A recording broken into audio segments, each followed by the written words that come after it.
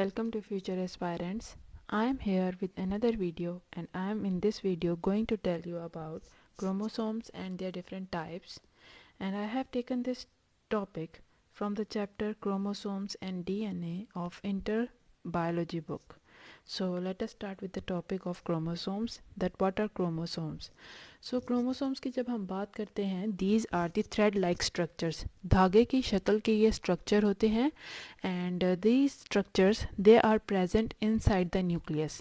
लेकिन यहाँ पे एक interesting information क्या है कि they are not always visible inside the nucleus. Means हर किसी टाइम भी अवेलेबल नहीं होंगे, हर टाइम अवेलेबल नहीं होते देखने के लिए, हर टाइम विजिबल नहीं होते, बल्कि they are visible only during the time of cell division. जिस वक्त सेल डिवाइड होने लगता है, सेल मल्टीप्लाई हो रहा है, उस टाइम पे ये क्रोमोसोम्स जो हैं अपीयर हो जाएंगे. They will be visible, otherwise they will not be visible in this thread like structure inside the nucleus.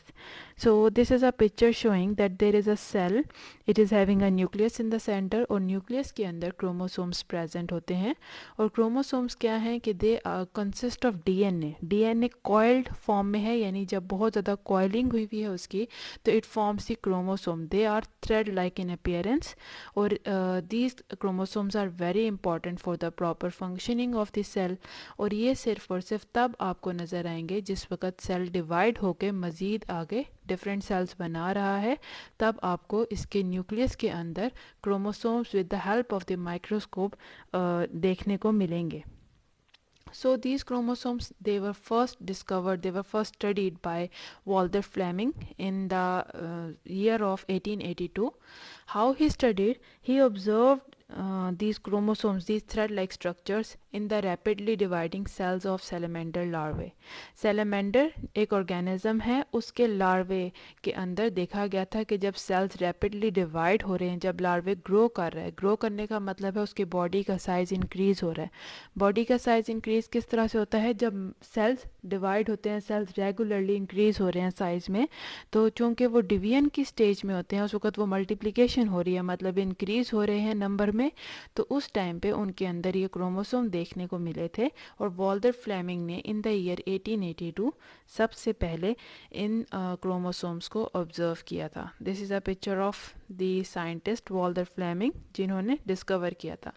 Now this picture shows you about the cells that are undergoing divisions in the larvae, और इसके अंदर आपको देख रहे हैं कि cell divide हो रहा है, उसके अंदर डिफरेंट चेंजेस देखने को मिल रहे हैं. We are not going to study about those changes detail in this video, लेकिन मैं सिर्फ आपको एक स्ट्रक्चर दिखा रही हूँ कि किस तरह से जब सेल डिवाइड होता है, एक से दो सेल में कन्वर्ट हो रहा है, तो उसके अंदर आपको ये थ्रेड लाइक स्ट्रक्चर देख रहे हैं. And in both of the edges of the cell, in the bottom two rows specially, यहाँ पे आप थ्रेड लाइक स्ट्रक्चर आपको देखने को मिल रहा होगा. दीज आर द क्रोमोसोम्स जो कि डिवाइड होते हैं, जो कि बट जाते हैं बिटवीन द टू सेल्स. तो पहले ये पूरा प्रोसेस, मेरी एक वीडियो आएगी जिसमें मैं सेल साइकिल के बारे में एक्सप्लेन करूँगी. उसमें पहले क्रोमोसोम्स पहले मल्टीप्लाई होते हैं, इंक्रीज होते हैं नंबर में, और जब सेल डिवाइड होता है इनटू टू डिफरेंट सेल्स, तो कुछ क्रोमोसोम्स जो हैं एक सेल के पास और बाकी के आधे क्रोमोसोम दूसरे सेल के पास चले जाते हैं. तो ये क्रोमोसोम्स जो हैं देखने को मिलते हैं when the cells are going in any animal, in any organism, जिधर ये क्रोमोसोम प्रेजेंट हो वहाँ पे आपको देखने को मिलेंगे. जब ये सेल जो है रैपिडली डिवाइड होंगे, रैपिडली मल्टीप्लाई हो रहे हैं, इंक्रीज हो रहे हैं नंबर में, तो तब उनके अंदर क्रोमोसोम्स देखने को मिलते हैं. So these chromosomes, they are found in all the cells of all the eukaryotes. जितने भी यूकैरियोटिक organisms हैं, यूकैरियोटिक organisms यानी कि जिनके अंदर न्यूक्लियस प्रेजेंट है, जिनके सेल्स के अंदर, तो उन सेल्स के न्यूक्लियस के अंदर अगर ऑब्जर्व किया जाए during the time of cell division, तब आपको क्रोमोसोम्स देखने को मिलेंगे. If the cell is not in the stage of division, तब क्रोमोसोम जो हैं they will not be visible in the form of thread like structure. तब वो आपको thread like structure के तौर पे देखने को नहीं मिलेंगे, तब उनका appearance change हो जाता है. So these chromosomes, their numbers are not fixed. जैसा कि मैंने कहा कि यूकैरियोटिक ऑर्गेनिज्म जितने भी हैं उन सब में आपको क्रोमोसोम्स देखने को मिलेंगे, उन सब में ये क्रोमोसोम्स प्रेजेंट होते हैं, but it is not fixed के ये जो क्रोमोसोम जितने भी यूकैरियोटिक ऑर्गेनिज्म में हैं वो सेम नंबर होगा, बल्कि क्रोमोसोम्स का number is different in different species. मुख्तलिफ स्पीशीज़ में क्रोमोसोम का नंबर जो है वो डिफरेंट होगा। So these chromosomes actually organisms को भी define करते हैं, means if we know that a particular, if we know about all the species के किस species के पास कितने chromosomes हैं, और हमें एक organism दे दिया जाए कि उसको identify करें with the help of its chromosome, तो हम chromosome के number की मदद से भी identify कर सकते हैं कि हमें कौन सी species का sample दिया गया है। सो you can see this chromosomes, इनके अंदर ये डीएनए प्रेजेंट है जो कि कॉइल्ड होता है अराउंड अ स्पेशल प्रोटीन जिसे हम लोग हिस्टोन प्रोटीन कहते हैं। और ये कॉइल्ड फॉर्म में जब उसकी कॉइलिंग होती है बहुत ज़्यादा दर्जे तक, तो वो क्रोमोसोम का स्ट्रक्चर अटेन कर लेता है DNA. So I'm going to give you example from the books of the different species that are having different number of the chromosomes. सबसे पहले ये पेनिसिलियम है। It consists of only one pair of chromosome. It is a microscopic organism, fungi है. So it consists of only one pair of chromosome. इसके अलावा there are some ferns जिनके अंदर 500 pair से भी ज़्यादा प्रेजेंट होते हैं। So you can see the difference between these two species के। एक पेनिसिलियम है जिसके अंदर सिर्फ वन पेयर है, और एक फर्न्स हैं जो प्लांट्स की टाइप हैं, जो हायर प्लांट्स हैं, उनके अंदर 500 से भी ज़्यादा पेयर्स यानी 1000 तक वो क्रोमोसोम पेयर्स हैं, यानी कि जोड़ों की शक्ल में मौजूद हैं, तो 1000 तक भी ये इंडिविजुअल क्रोमोसोम्स प्रेजेंट होते हैं इन डिफरेंट स्पीशीज़। उसके अलावा अगर हम मॉस्किटो की बात करें, mosquito has 6 chromosomes in it. Honey bee की बात करें, honey bee has 32 chromosomes in it. इसी तरह कॉर्न है, it has 20 chromosomes. Sugar cane has 80 chromosomes. Frog has 26 chromosomes. Mice have 40 chromosomes and human beings have totally 46 chromosomes। या फिर हम ये कह सकते हैं अगर वो पेयर्स की सूरत में मौजूद हैं तो human beings have 23 pairs of chromosomes। सो ये जो क्रोमोसोम्स हैं, जैसा कि मैंने भी आपको अपनी प्रीवियस स्लाइड्स में भी दिखाया, क्रोमोसोम्स कंसिस्ट ऑफ जीन्स। एक क्रोमोसोम के अंदर मुख्तलिफ डीएनए कॉइल्ड अप है, तो वो डीएनए जीन्स बनाता है। तो एक क्रोमोसोम के अंदर thousands of genes are present. So there are totally 46 chromosomes present inside the human body. अगर हम स्पेशली ह्यूमन की बात करते हैं तो उनके अंदर हर क्रोमोसोम के अंदर डिफरेंट थाउजेंड्स तक जीन प्रेजेंट हो सकती हैं। सो यू कैन थिंक कि कितनी जीन्स हैं, कितनी प्रोटीन्स प्रेजेंट हैं। जो ये क्रोमोसोम जस्ट 46 हैं और ये हर सेल ह्यूमन बॉडी के एक एक सेल के अंदर प्रेजेंट होते हैं, और ये किस तरह से पूरी बॉडी को ये क्रोमोसोम जो हैं कंट्रोल करते हैं। So what is the function, what is the importance of this chromosome.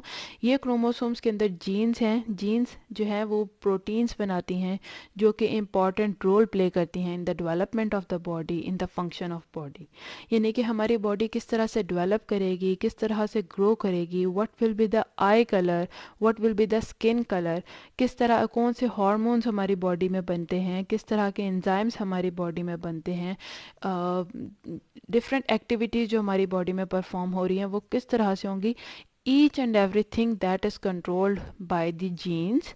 और ये जीन्स कहाँ पे प्रेजेंट है, हमारे क्रोमोसोम्स के अंदर। सो these chromosomes are very important for the living organisms। so you can see over here the structure of a chromosome। जब ये क्रोमोसोम क्या है, जिस तरह से मैं बार बार बोल रही हूँ, डीएनए जब कॉइल्ड अप होता है, कॉइल्ड अप है यानी कि एक दूसरे के ऊपर बल खाते हुए उसको काफ़ी टाइटली पैक कर देते हैं, तो इट फॉर्म्स अ क्रोमोसोम। तो क्रोमोसोम को अगर हम ओपन करें, उसकी लिटिल बिट ऑफ अनकॉइलिंग करें, तो आपको उसके अंदर जीन्स देखने को मिलेंगी, and each chromosome has thousands of different genes present in them. So it is very important for the survival of any species of any individual कि उसके अंदर क्रोमोसोम का नंबर प्रॉपर हो। कि जैसे ह्यूमन बींग्स की बात करें, उनके अंदर अगर 46 क्रोमोसोम्स हैं, तो the presence of these chromosomes it is very important for their survival, it is very important for their normal development and normal life.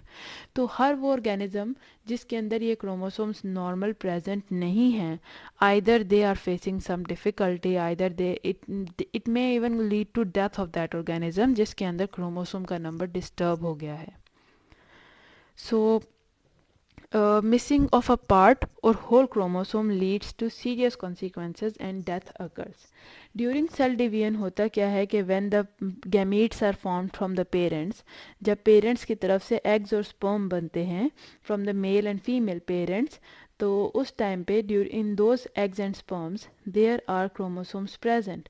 तो क्रोमोसोम्स किस तरह से हैं, वहाँ पे रेगुलरली मेल की बॉडी में और फीमेल की बॉडी में रेगुलरली जब सेल्स डिवाइड होकर ये गैमेट्स बना रहे हैं, तो उस टाइम पे सेल की डिवीजन के अंदर क्रोमोसोम जो है प्रॉपरली, जिस तरह के मैंने आपको सेलेमेंटल लार्वे के दिखाए कि उसके अंदर क्रोमोसोम पहले मल्टीप्लाई होते हैं और वो फिर दो डिफरेंट सेल्स में तकसीम हो जाते हैं, उनमें बट जाते हैं, डिवाइड हो जाते हैं. So it is very important कि जिस वक्त ये सेल की डिवीजन होती है, क्रोमोसोम्स की डिवीजन होती है विद इन द सेल, तो क्रोमोसोम की डिवीजन प्रॉपर हो. यानी कि अगर ह्यूमन बीइंग है, इसके अंदर टोटल 46 क्रोमोसोम्स हैं, 23 पेयर्स हैं. 23 क्रोमोसोम हमें मिलते हैं अपनी मदर की तरफ से और 23 क्रोमोसोम मिलते हैं अपने फादर की तरफ से.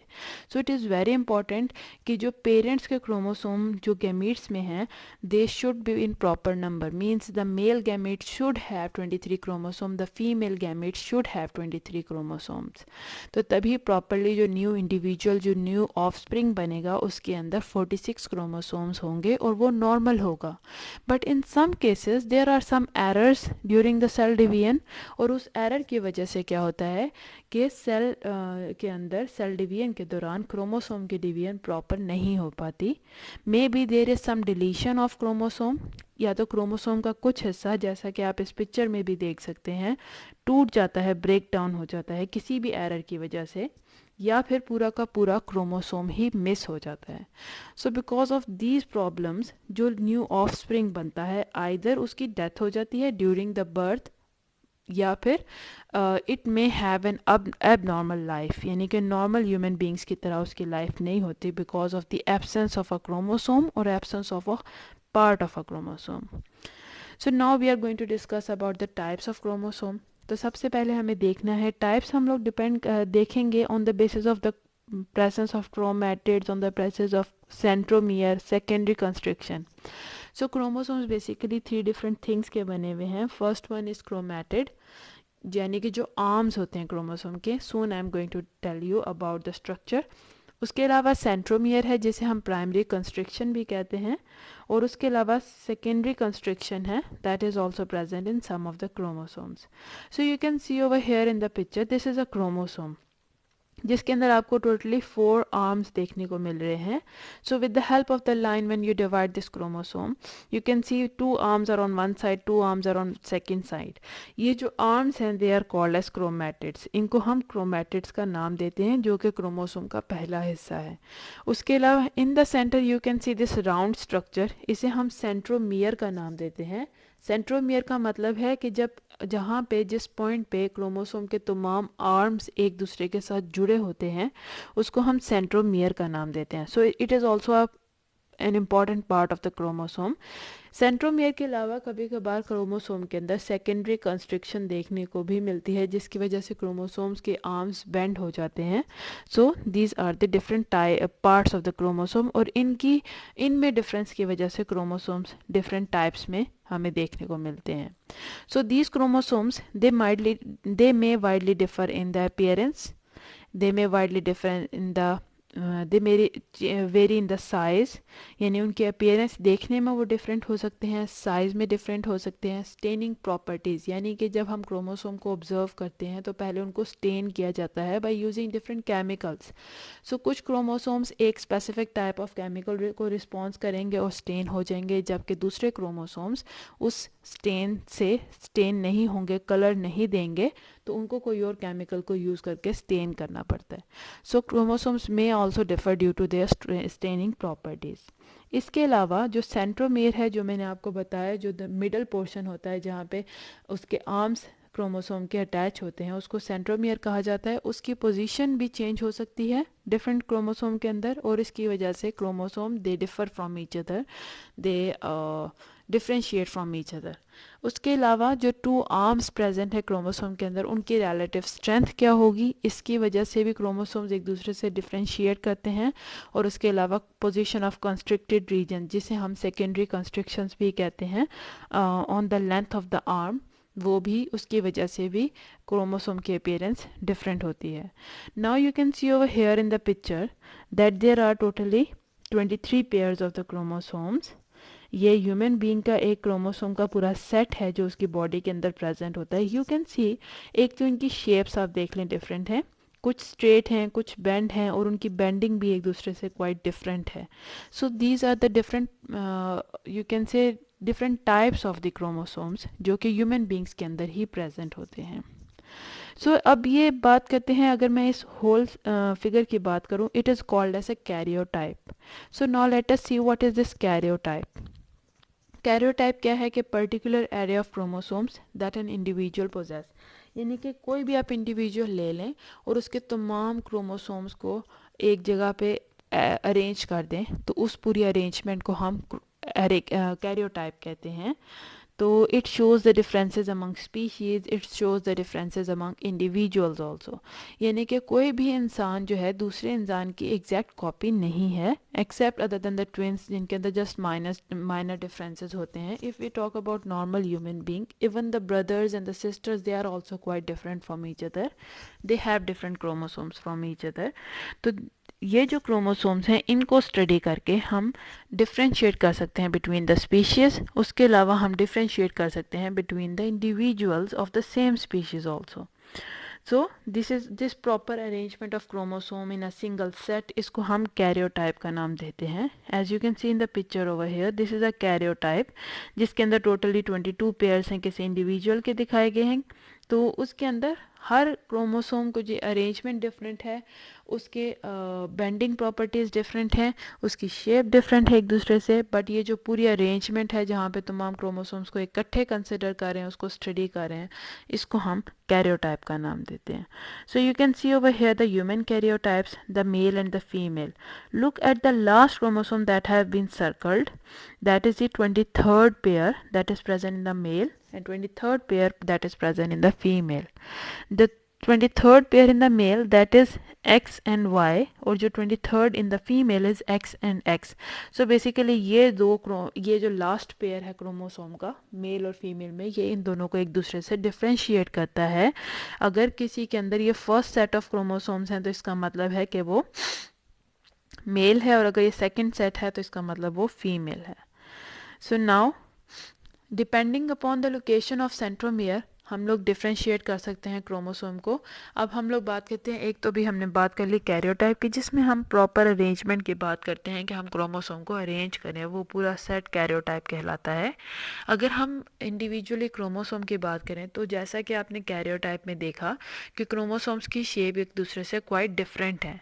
सो बिकॉज ऑफ हम वो शेप्स को स्टडी कर रहे हैं कि किस तरह से ये शेप्स डिफरेंट हो सकती हैं।